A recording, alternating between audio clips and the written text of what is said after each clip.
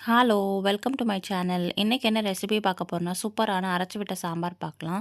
அதுக்கு குக்கர்ல 1/4 கப் துவரம்பருப்பு அண்ட் 1/4 கப் பாசிப்பருப்பு வந்து கொஞ்சமா பெருங்காயம் ஆட் பண்ணிட்டு 3/4 லிட்டர் தண்ணி ஊத்தி நல்லா குக்கர்ல வந்து 5 விசில் விட்டு ஆஃப் பண்ணி வச்சுக்கோங்க. அதே மாதிரி 30 கிராம் அளவுக்கு புளிய வந்து 100 ml தண்ணியில ஊற வச்சு அதையும் வச்சுக்கோங்க.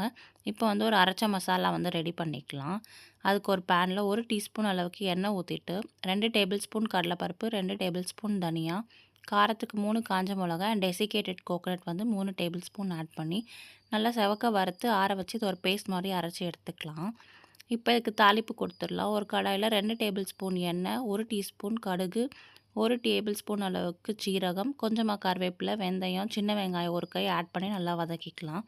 அதோட பெரிய வெங்காயமும் ஒரு வெங்காயத்தை ஆட் பண்ணி நல்லா வதக்கி எடுத்ததுக்கப்புறமா ஒரு தக்காளி ஆட் பண்ணி நல்லா வதங்கினதுக்கப்புறம் காய் எல்லாத்தையும் ஆட் பண்ணிக்கலாம். நான் இன்றைக்கி வந்து முருங்கைக்காய், கத்திரிக்காய், பூசணிக்காய் அண்ட் கேரட் ஆட் பண்ணியிருக்கேன். நீங்கள் காய் உங்கள் சாய்ஸ்க்கு ஏற்ற மாதிரி ஆட் பண்ணி காய் நல்லா வதங்கினதுக்கப்புறமா 1/2 டீஸ்பூன் அளவுக்கு மஞ்சள்தூள், 1 டீஸ்பூன் மிளகாய்த்தூள் அண்ட் 1 டீஸ்பூன் மல்லித்தூள் ஆட் பண்ணி நல்லா மிக்ஸ் பண்ணி ரா ஃப்ளேவர் போகிற வரைக்கும் வதக்கி எடுத்துக்கலாம்.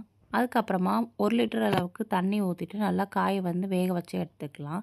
இப்போ பார்த்திங்கன்னா தண்ணி ஊற்றி அந்த மசாலா ரெடி பண்ணி வச்சுட்டேன். அதையும் ஓரமாக வச்சுட்டு காய் ஓரளவுக்கு வெந்ததுக்கப்புறமா நம்ம ஆல்ரெடி ஊற வச்சுருக்க புளி தண்ணியை வந்து ஆட் பண்ணி ஒரு கொதி வந்ததுக்கப்புறமா நம்ம வேக வச்ச துவரம்பருப்பு, பாசிப்பருப்பையும் ஆட் பண்ணிவிட்டு ஹை ஃப்ளேமில் நல்லா 10 நிமிஷத்துக்கு கொதிக்க வச்சு எடுத்துக்கலாம்.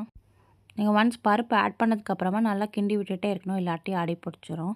அதுக்கப்புறமா நம்ம அரைச்சி வச்சுருக்க பேஸ்ட் இருக்குது இல்லையா, அதையும் இந்த ஸ்டேஜில் ஆட் பண்ணிவிட்டு நல்லா மிக்ஸ் பண்ணி எடுத்துகிட்டு இந்த டிஷ்க்கு தேவையான அளவுக்கு உப்பு ஆட் பண்ணிக்கலாம். 1/2 டேபிள் ஸ்பூன் உப்பு அண்ட் 2 டீஸ்பூன் வெல்லம் கண்டிப்பாக ஆட் பண்ணிக்கோங்க. டேஸ்ட்டு சூப்பராக இருக்கும். ஆட் பண்ணி நல்லா கொதிச்சதுக்கப்புறமா உங்களால் எவ்வளோ கொத்தமல்லி ஆட் பண்ண முடியுமோ நல்லா ஆட் பண்ணிவிட்டு ஃப்ளேம் ஆஃப் பண்ணிடலாம். இது டிஃபனுக்கு எல்லாமே சூப்பராக இருக்கும். இட்லி, தோசை, பொங்கல், பூரிக்கு கூட சூப்பராக இருக்கும். அவ்வளோதாங்க, அட்டகாசமான அரைச்சி விட்ட சாம்பார் ரெடி. சுட சுட பொங்கலுக்கு சூப்பராக இந்த மாதிரி ஊற்றி சாப்பிடும்போது டேஸ்ட்டு சூப்பராக இருக்கும். இந்த வீடியோ உங்களுக்கு பிடிச்சிருந்துச்சுன்னா லைக் பண்ணுங்கள், ஷேர் பண்ணுங்கள், சப்ஸ்கிரைப் பண்ணுங்கள். கண்டிப்பாக ட்ரை பண்ணிவிட்டு கமெண்ட்டில் சொல்லுங்கள். தேங்க்யூ. பாய்.